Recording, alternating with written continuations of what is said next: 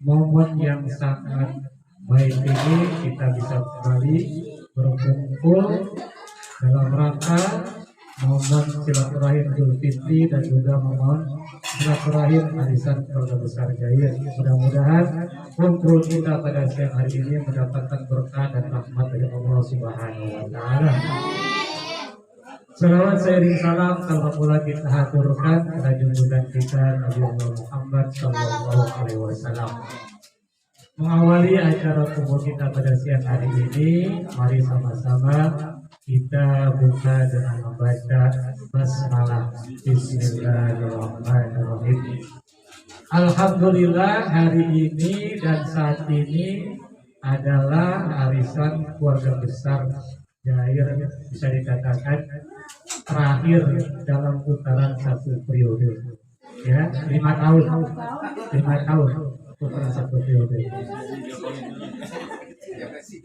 Ini kan udah makan ya, soalnya sudah buat gitu ya. Karena ada beberapa hal yang ingin saya sampaikan, ya. Alhamdulillah sudah makan semua.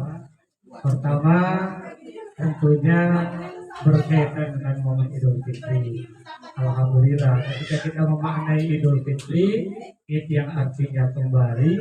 Fitri bisa diartikan berbuka, biasanya. Jadi kembali berbuka. Ya, 1 bulan kita dijaga, ditahan, yang halal jadi haram karena nggak boleh makan di siang hari dari subuh sampai maghrib. Sekarang alhamdulillah sudah boleh, kan kayak gitu. Jadi yang halal saat Ramadan diharamkan, sekarang sudah Allah halalkan kembali. Pesan yang ingin saya sampaikan, mudah-mudahan berkaitan apapun yang hal itu bisa kita jaga, khususnya berkaitan dengan makan ataupun minum. Ya, Allah sudah tentukan mana yang halal dan mana yang haram. Mudah-mudahan kita semua bisa menjaga makanan-makanan yang kita makan ataupun untuk anak-anak kita yang kita berikan adalah hal yang halal. Di samping yang halal juga yang baik. Karena Allah katakan, ya ayuhan nas, kulu mimma fil ardi halalan thayyiban. Halal saja nggak cukup, ya, harus baik. Baik juga nggak cukup, harus halal. Banyak orang yang mencari nafkah untuk memberikan makan, tapi kadang-kadang tidak memperhatikan kehalalannya. Hanya serobot sini, kan kayak gitu. Ini harus kita jadikan perhatian, pelajaran, karena semua apa yang kita cari, rezeki yang kita cari, mudah-mudahan adalah rezeki yang benar halalan thayyiban. Ini yang bisa kita ambil nilai daripada Idul Fitri. Kalau itu diartikan berbuka. Idul Fitri bisa juga dipahami Fitri, sebelah Fitri, kan kayak gitu ya. Fitri artinya suci, kan kayak gitu. Kullu maulud yuladu alal fitrah. Setiap bayi yang lahir sebetulnya dalam kondisi suci. Kalau Idul Fitri, insya Allah mudah-mudahan kita sudah kembali dalam kesucian. Ilustrasinya kalau digambarkan seperti kertas, kita ini ya sudah kembali seperti kertas putih. Ya, kertas putih. Tinggal ke depannya, mudah-mudahan apa yang akan kita gambar di kertas tersebut, apa yang kita warnai dalam kertas tersebut, mudah-mudahan gambar kita baik semuanya. Yang kita warnai baik, sehingga kertas yang ada gambar dan warnanya itu memang mencerminkan kebaikan. Setelah Ramadan, momen Idul Fitri, ke depannya dalam diri kita ada gambaran, ada lukisan, hal-hal yang baik. Ya, hal-hal yang perlu kita tingkatkan dalam hal muamalah plus juga dalam hal ibadahnya. Jadi dua harus sejalan. Terkadang orang ibadahnya cakep tapi muamalahnya kurang. Ada muamalahnya baik tapi ibadahnya kurang. Ada kunci sukses kita dunia akhirat sebetulnya dua tadi. Ibadahnya baik, muamalahnya juga baik. Hablum minallahnya baik, hubungan kepada antar sama juga baik. Itu yang kita harapkan sehingga momen Idul Fitri ini kita sudah kembali benar-benar kembali bersih, tinggal kita warnai, kita berikan gambar-gambar yang baik sehingga kedepannya kita bisa lebih baik dalam hal ibadah dan dalam hal juga muamalah. Itu yang pertama berkaitan dengan Idul Fitri. Yang kedua, Kalau boleh flashback atau kembali ke belakang, kita mengingat tanggal 25 Januari 2017, mak nenek kita dipanggil Allah.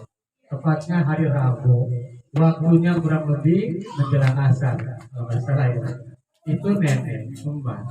Nggak lama kemudian kurang lebih 16 hari, kalau saya hitung, tanggal 9 Februari, masih tahun yang sama, 2017, kakek bapak juga dipanggil. Tepatnya hari Kamis malam Jumat. Kebetulan alhamdulillah pas saya datang jam kurang lebih jam 23, ya masih istilahnya masih nanganin gitu kan, ya bapak habis kan gitu.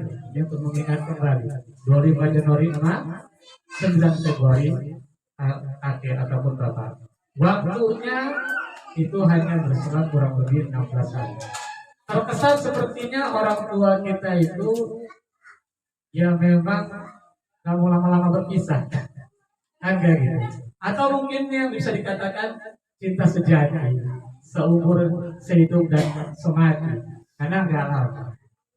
Yang menariknya bisa kita ambil hikmah di sini, ketika mereka berdua sudah meninggalkan kita, tapi mereka tidak mau berdekatan ketika dimakamkan, kan kayak gitu. Kalau mereka mau bisa, atau mereka mengabaikan, terserah kalau udah menikah mau dimakamkan di mana kayak kan gitu. Tapi emak nenek minta dimakamkan di sawangan, kan gitu. Kakek bisa dimakamkan di Ciledug. Kalau itu kita kaitkan, anak-anaknya secara umum lahir dan dibesarkan di Jakarta. Kemudian emak dia tahu di Depok, di Sawangan ada anak dan cucu-cucunya, maka minta dimakamkan di sana. Kemudian kakek juga melihat ada anak dan cucu-cucunya di Ciledug, maka minta dimakamkan di Ciledug. Ini menunjukkan berarti rasa cinta, rasa sayang mereka bukan mereka pupuk untuk mereka berdua saja. Tapi mungkin mereka ngobrol berdua kali, kita nggak tahu kan, kita nggak dengar kan kayak gitu.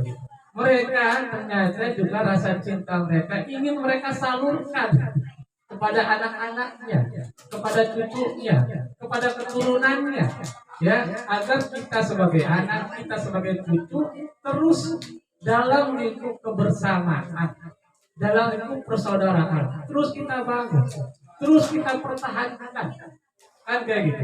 Ibarat bahasa itu jangan sampai mati obor, kan jangan sampai mati obor. Itu yang bisa kita ambil pesan daripada orang tua kita.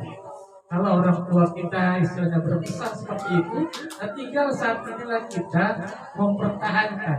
Karena ternyata mereka kalau bahasanya ya nggak egois.